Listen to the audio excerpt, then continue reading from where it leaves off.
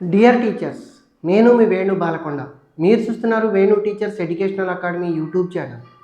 ఈ YouTube channel కొత్తగా చూసేవారు సబ్స్క్రైబ్ చేసుకోండి. At the same time like చేయడం మర్చిపోదు మిత్రులారా. ఇక విషయానికి వస్తే ఆంధ్రప్రదేశ్లో మరియు తెలంగాణలో అయితే టెట్, ఆంధ్రప్రదేశ్లో అయితే డిఎస్సికి విద్యార్థులందరూ కూడా ప్రిపేర్ అవుతున్నారు. వీళ్ళందరికీ కామన్గా ఉండే ఒక టాపిక్ ఏంటంటే try method. Maths, science, social methodology ఏదైతే ఉందో, ముఖ్యంగా ఎడ్జిటికి ప్రిపేర్ అయ్యే అభ్యర్థులు ఎవరైతే ఉన్నారో ఈ అభ్యర్థులందరికీ కూడా ట్రై మెథడ్ అనేది చాలా కీలకమైనటువంటి పాత్ర పోషిస్తుంది. At the same time TET వాళ్ళకైతే 12 మార్కులు, తర్వాత ఎడ్జిటి అంటే డిఎస్సిలో ఎడ్జిటిలో ఈ 15 మార్కుల దాకా ఈ యొక్క ట్రై మెథడ్ నుంచి మార్కులు రావడానికి అవకాశం ఉంది.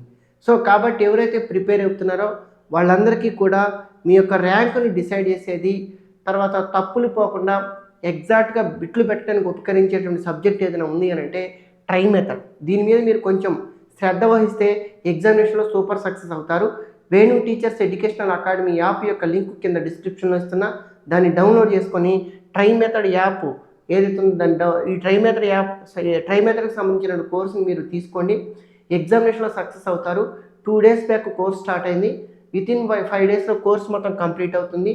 సో ఆన్ ది వేలు మీ అందరికీ కూడా నేను టచ్లో ఉంటానని గమనించండి మిత్రులారా. సో ఇక విషయానికి వస్తే ఇక్కడ మనం ప్రధానంగా గమనించాల్సిన అంశం ఏంటంటే అసలు ట్రై అంటే టెట్ డిఎస్సిలో ట్రై మెథడ్లో మిమ్మల్ని ఇబ్బంది పెట్టే అంశాలు ఏంటి అనే దాని గురించి మనం చూడాలి. మరి ఇబ్బంది పెట్టే అంశాల గురించి చూడాలి అని అంటే అసలు ట్రై మెథడ్ సిలబస్ ఏందో అనే దాన్ని చాలా క్షుణ్ణంగా మనం పరిశీలించినట్లయితే సైన్స్, సోషల్, మ్యాథమెటిక్స్ మెథడాలజీలలో ప్రధానంగా ఈ 8 టాపిక్లు ఏవైతే ఉంటాయో ఈ 8 టాపిక్లు మిమ్మల్ని ఎగ్జామినేషన్లో బాగా కవర్ చేయడానికి అవకాశం ఉంది. ఏంటి 8 టాపిక్లు అంటే అందులో మొట్టమొదటి అర్థము, స్వభావము, పరిధి, రెండవది విలువలు, ఉద్దేశాలు, లక్ష్యాలు, స్పష్టీకరణలు, తర్వాత మూడవది విద్యా ప్రమాణాలు, అకాడమిక్ స్టాండర్డ్స్, నాలుగవది బోధనా పద్ధతులు, ఐదవది బోధనోపకరణాలు, ఆరవది సమర్థవంతమైన బోధనకు ప్రణాళిక, దీన్నే పథక రచన అని కూడా పిలుస్తారు, తర్వాత 7వది విద్యా ప్రణాళిక, తర్వాత 8వది మూల్యాంకనము, దీన్ని నిరంతర సమగ్ర మూల్యాంకనం అని కూడా పిలుస్తారు. ఈ 8 టాపిక్లను మనం ప్రధానంగా బ్రాడ్గా నేర్చుకుంటాం ఈ ట్రై మెథడ్లో. అయితే ఇక్కడ మీరు గమనించాల్సిన అంశం ఏంటంటే ఇందులో మీరు బాగా చదువుకుంటే యాజ్ ఇట్ ఈజ్గా వచ్చే టాపిక్ అర్థము, స్వభావం, పరిధి, దీంతో ప్రాబ్లం లేదు. తర్వాత రెండవ టాపిక్ ఏంటంటే బోధనోపకరణాలు, ఇది కూడా మీరు కొంచెం చదువుకుంటే ఈజీగా వస్తుంది. తర్వాత నెక్స్ట్ మూడవ టాపిక్ ఏంటంటే సమర్థవంతమైన బోధనకు ప్రణాళిక, దీన్ని ప్లానింగ్ ఫర్ ఎఫెక్టివ్ ఇన్స్ట్రక్షన్ లేదా పథక రచన అని పిలుస్తారు. ఈ టాపిక్ కూడా మీరు చదువుకుంటే వస్తుంది. ఓకేనా. ఇక తర్వాత విద్యా ప్రణాళిక ఏదైతే ఉందో ఈ విద్యా ప్రణాళికలో మీకు నిర్వచనాలు వస్తాయి. ఈ నిర్వచనాల నుంచి మీరు డైరెక్ట్గా మీరు చేయడానికి అవకాశం ఉంది. సో ఈ 4 టాపిక్లు మీరు ఎగ్జామినేషన్లో సూపర్ సక్సెస్ఫుల్గా పెట్టడానికి అవకాశం ఉంది. ఇక మిమ్మల్ని ఇబ్బంది పెట్టే టాపిక్లు ఏమున్నాయి అని అంటే అందులో మొట్టమొదటిది విలువలు, ఉద్దేశాలు, లక్ష్యాలు, స్పష్టీకరణలు, రెండవది విద్యా ప్రమాణాలు, తర్వాత మూడవది బోధనా పద్ధతులు, తర్వాత నాలుగవది మూల్యాంకనము లేదా నిరంతర సమగ్ర మూల్యాంకనం. అంటే మీకు ఉన్నటువంటి సిలబస్లో సగం సిలబస్ని మీరు సొంతంగా చదువుకున్న వస్తుంది, కానీ రిమైనింగ్ హాఫ్ పార్ట్ ఏదైతే ఉంటుందో ఈ హాఫ్ పార్ట్ అనేది మిమ్మల్ని ఇబ్బంది పెట్టే టాపిక్లలో ఈ 4 టాపిక్లు చాలా కీలకమైనవని గుర్తుపెట్టుకోవాలి. ఎందుకనంటే ఈ వాల్యూస్ ఏవైతే ఉంటాయి, విలువలు ఏవైతే ఉంటాయి, వీటి నుంచి కాన్సెప్ట్ బేస్డ్ బిట్లు అడుగుతున్నాడు. అదేవిధంగా లక్ష్యాలు, స్పష్టీకరణల నుంచి కూడా ఇండైరెక్ట్గా బిట్ అడగడానికి అవకాశం ఉంది, గుర్తుపెట్టుకోండి. ఇక తర్వాత మనం గమనించాల్సింది బోధనా పద్ధతులు అనేది మనం చదివినట్టే ఉంటుంది, కానీ ఎగ్జామినేషన్లో మీరు గుర్తుపెట్టుకోండి కొన్ని ఇండైరెక్ట్గా బిట్లు ఇస్తున్నాడు, వాటిని చేయడం కష్టంగా ఉంది అని గమనించాలి. తర్వాత నెక్స్ట్ బోధనా పద్ధతులు అయిపోయిన తర్వాత విద్యా ప్రమాణాలు, అకాడమిక్ స్టాండర్డ్స్, ఇందులో అప్లికేషన్ టైప్ ఇస్తున్నాడు. ప్రజెంట్ నిత్య జీవితానికి అన్వయింపజేసి ఏ విద్యా ప్రమాణం ఏ విధంగా ఉందని అడుగుతున్నాడు విద్యా ప్రమాణాలను.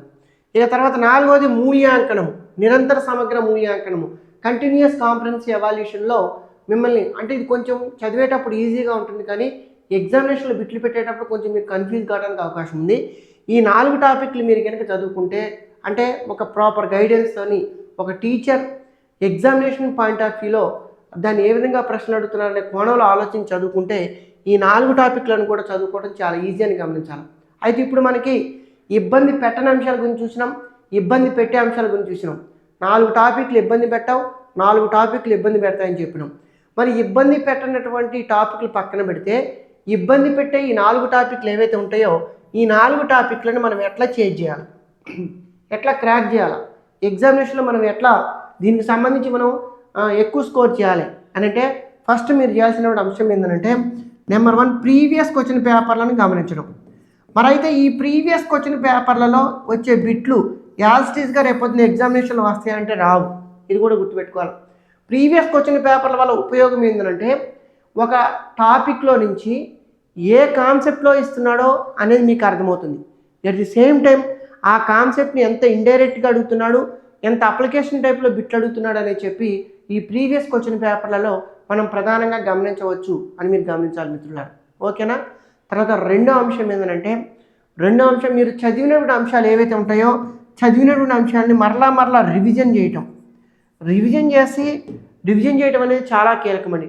ఇలా రివిజన్ చేయటం వల్ల ఏమవుతుందంటే ఒక టాపిక్ మీద మీకు క్లారిటీ అనేది వస్తుంది అని గమనించండి. తర్వాత మూడో అంశం ఏంటంటే టెస్టులు రాయడం. టెస్టులు ప్రాక్టీస్ చేయటం. ఈ 3 అంశాలు ఎవరైతే మీరు పర్ఫెక్ట్గా చేస్తారో వాళ్ళందరికీ కూడా ఈ ట్రై మెథడ్లో మీరు మంచి స్కోరు సాధించడానికి అవకాశం ఉంది అని గమనించాలి. ఓకేనా? ఈ వీడియో మీ అందరికీ కూడా నచ్చిందని అనుకుంటున్నా. ఇప్పటికీ లైక్ చేయని వాళ్ళు లైక్ చేయండి, మీ మిత్రులందరికీ కూడా షేర్ చేయండి. ఇంకా ఇటువంటి మంచి వీడియోలతో నెక్స్ట్ రేపు మనం కలుద్దాం. థ్యాంక్ యూ అన్న.